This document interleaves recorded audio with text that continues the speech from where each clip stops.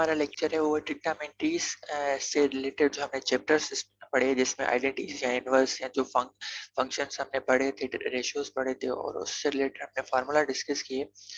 उससे रिलेटेड आज हम जो है पास्ट एमसीक्यूज को सॉल्व करेंगे। देखेंगे कि पास्ट में जो है एंटिटीज में एमसीक्यूज किस बेसिस पे आए, कौन से एमसीक्यूज आए। कोशिश करेंगे कि ज्यादातर इजी एमसीक्यूज सॉल्व करें ताकि आपका बेस बन जाए। फिर आप इजी अगर सॉल्व कर लोगे आगे आगे आप डिफिकल्ट आप खुद ही सॉल्व कर लोगे। ठीक है, तो आज हम उन एमसीक्यूज को देखें जिसमें आइडेंटिटीज यूज हुई है और अगर हम मेरे पास क्वेश्चन आ रहा है तो हम आइडेंटिटीज या कोई फंक्शन यूज करके उसका आंसर कैसे फाइंड कर सकते हैं या उसको सॉल्व कैसे कर सकते हैं। तो पूरा लेक्चर उस पर जो है बेस्ड है। जैसे फर्स्ट एमसीक्यू है कि sine minus 360 sine minus 760 is equal to what. आपको ये पूछ रहा है कि -760। अब मैंने आपको पहले समझाया कि एक पीरियड होता है हर फंक्शन का। जैसे सर्किल का 360 है, 360 के बाद फिर से रिपीट होता है। तो यहाँ पे देखिए आपके इनका भी एक पीरियड होता है साइन का जिसमें किसी स्पेसिफिक एंगल के बाद वो सेम वैल्यू रिपीट करती है। जैसे आपको पता है कि अगर 360 के बाद अगर आप सर्किल को देखेंगे तो सेम सेम वैल्यू रिपीट करता है। तो यहाँ पे भी अगर आप साइन के फंक्शन देखें और हमें साइन का इवन आउट भी बढ़ा था कि अगर माइनस आ रहा है तो सबसे पहले क्या होगा, जो है माइनस ही आएगा फंक्शन में। अगर कॉस का होगा तो प्लस आएगा। तो पहला तो ये होगा कि इसमें माइनस आएगा। ठीक है, दूसरा हम देखेंगे कि जो है फंक्शन जो हमारा है वो किस एंगल पे रिपीट हो रहा है।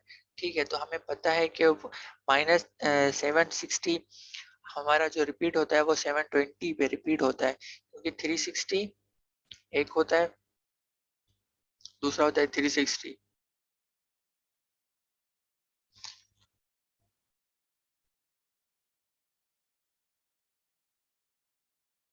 720 मीन्स 720 के बाद सेम सर्किल या सेम वैल्यूज रिपीट होंगे।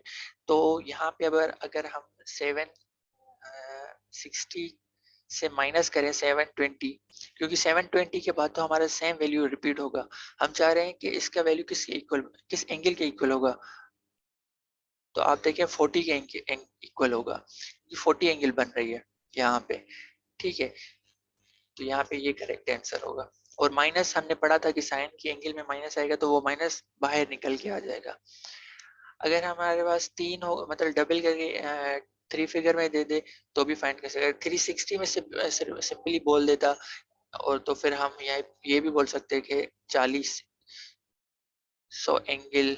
अब इस पे कौन से वैल्यू रिपीट होगी, तो आप जो है ना माइनस करोगे 360 इस पे माइनस कर लो तो आप देखोगे तो मीन्स ये 40 डिग्री बन रही है। तो ऐसे भी आपको पूछ सकता है। तो बस आप जो है ना जो रिपीटेशन ऑफ पीरियड है वो याद रखें कि 360 के बाद सेम वैल्यूज रिपीट होते हैं, साइन के, कॉस के, टेन के, सर्किल के। अब यहाँ पे फंक्शन मिला हुआ है आपको, तो find the correct trigonometric identities. अब आपको नीचे जो है ना ट्रिग्नोमेट्रिक आइडेंटिटीज दी हुई है, A B C D 4 identity दी हुई है और आपको बोलना है कि आपने करेक्ट आइडेंटिटीज फाइंड करनी है। अब आपको ये तब जो है पता चलेगा जब आपको आइडेंटिटीज सारी याद होगी जो हमने पढ़ी है। स्टिल जब आप याद नहीं करोगे तो आपको ये पता नहीं चलेगा इसमें कौन सी करेक्ट है। अब यहाँ पे ये क्या कर सकता है, ज्यादा से ज्यादा आइडेंटिटीज को रीअरेंज कर सकता है, उनको मेक ओवर कर सकता है कि आप जो है आपको समझ ना आए कि ये आइडेंटिटी सच में है या नहीं है। जैसे फॉर एग्जाम्पल अब यहाँ पे मैं अंडर रूट लगा लूँ, यहाँ पे भी लगा लूँ और यहाँ पे भी लगा लूँ तो आप थोड़ा बहुत कंफ्यूज हो जाओ कि ये मे बी ये आइडेंटिटीज ना हो। ठीक है, तो आपको याद रखनी है और फिर आपको देखनी है कि ये जो करेक्ट आइडेंटिटीज है वो कौन सी वाली है। चाहे वो रीअरेंज कर ले, चाहे वो उसको मेक ओवर कर ले, फिर भी आप एक्सप्लेन कर लोगे फिर आप समझ जाओगे।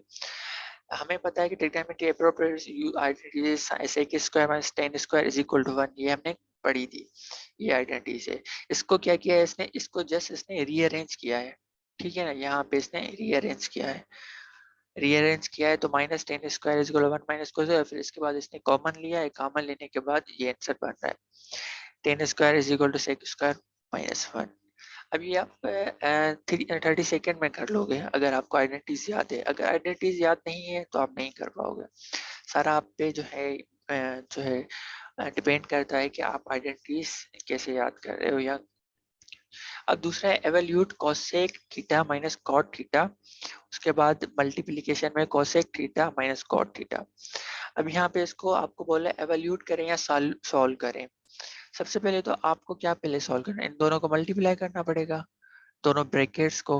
उसके बाद आप देखोगे कि इनमें आइडेंटिटीज कौन सी लगती है, फिर आइडेंटिटीज लगाने के बाद आप देखोगे कि इसमें आंसर कौन सा आ रहा है। ठीक है, चलें इसको सॉल्व करते हैं हम। हमें पता है कि cosec minus cot cosec minus cot is equal to ये ए माइनस बी वाला फार्मूला है, उस पर हमने सॉल्व किया है, cosec square minus cot square. ठीक है, तो हम इसको ऐसे लिख सकते हैं, ठीक है ना। cosec square minus cot square is equal to 1. The identity used here is cosec square minus cot square is equal to 1. ठीक है, अब यहाँ पे इसको जब मल्टीप्लाई करेंगे हमें आंसर ये राइट साइड मिल रही है। ठीक है, और हमने आइडेंटिटी यूज की कि cosec square minus cot square always equal to 1। ये हमें पता है, ये आइडेंटिटी इसके थ्रू है। हमने क्या किया, पहले इन दोनों को मल्टीप्लाई किया, देखा कि ये आंसर आ रहा है। फिर हमने ये देखा ये तो आइडेंटिटीज है, आइडेंटिटीज में इक्वल 1 के होती है, तो मीन्स इसका जो करेक्ट आंसर है वो 1 होगा। ऐसे ही आपको सारे एमसीक्यूज जो हैं वो सॉल्व करने हैं। अब दूसरा है evaluate cosec into cosec theta into sec theta.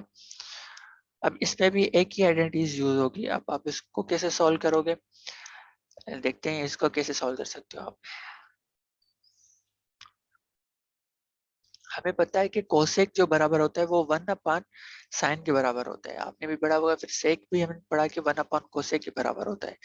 ठीक है, अब इसने क्या किया है, इनको इनवर्स फंक्शन में या रेसिप्रोकल फंक्शन में चेंज कर लिया है। कोसेक को 1 अपान साइन थीटा, सेक को 1 अपान कॉस थीटा। फिर उसको चेंज करने के बाद इन दोनों को आपस में मल्टीप्लाई करने के बाद इसने क्या किया है, cos theta square plus sine theta square यहाँ पे इसने मल्टीप्लाई कर लिया है। और हमें अब यहाँ पे ये मल्टीप्लाई करने का से रिजल्ट चेंज नहीं होगा, क्योंकि हमें पता है ये इक्वल होता है 1 के। ये जो आइडेंटिटीज होती है इक्वल 1, अगर इसकी जगह हम 1 रख लें तो मीन्स हम यहाँ पे 1 मल्टीप्लाई कर रहे हैं। और हम किसी के साथ अगर 1 मल्टीप्लाई करते हैं तो उसके जो आंसर पे है वो फर्क नहीं पड़ेगा। ठीक है, तो इस वजह से हम यहाँ पे वो आइडेंटिटीज यूज करेगा। जैसे हम करते हैं कि dividing both sides by some factor, या divide and multiply by some factor, same तरीके से हमने क्या किया, आइडेंटिटी के साथ मल्टीप्लाई कर लिया है। और अगर आप बोलेंगे इससे कैसे कर लिया, तो मैं आपको बोलूंगा कि ये आइडेंटिटी बराबर होती है 1 के, जो हम पढ़ के आए। और अगर हम किसी के साथ 1 को मल्टीप्लाई करेंगे तो उसकी जो आंसर है वो चेंज नहीं होगा, उसका आंसर सेम रहेगा। ठीक है, अब उसके बाद इसने क्या किया है, उसके बाद इसने जो है ना, ये जो है मल्टीप्लाई किया है इन दोनों फैक्टर्स के साथ। मींस इसने साइन थीटा कॉस थीटा इसके अपॉन में भी रख लिया, इसके अपॉन में भी रख लिया। जब इसके अपॉन में रखा तो इसने देखा कि साइन नीचे वाली कैंसिल हो गई, कॉस अपॉन साइन बचेगी, इसमें एक साइन कैंसिल हो जाएगी, फिर साइन साइन अपॉन कॉस बचेगी। जब आप इन दोनों को इनके अपॉन में रखोगे, ठीक है, फिर इसको सॉल्व करेंगे। अब मैं करके दिखाता हूँ आपको। कोसेक एक फंक्शन में आपको बताता हूँ, कोसेक स्क्वायर है ना, ठीक है ना, और उसके नीचे है 1 जो है साइन थीटा कॉस थीटा। देखिए यहाँ पे इसके एक साइन थीटा है, दूसरा है कॉस थीटा। तो आप देखिए यहाँ पे एक कॉस में गई, तो बाकी बचेगी एक कॉस अपॉन साइन। तो वही हमने नीचे क्या लिखी है, या ये वाली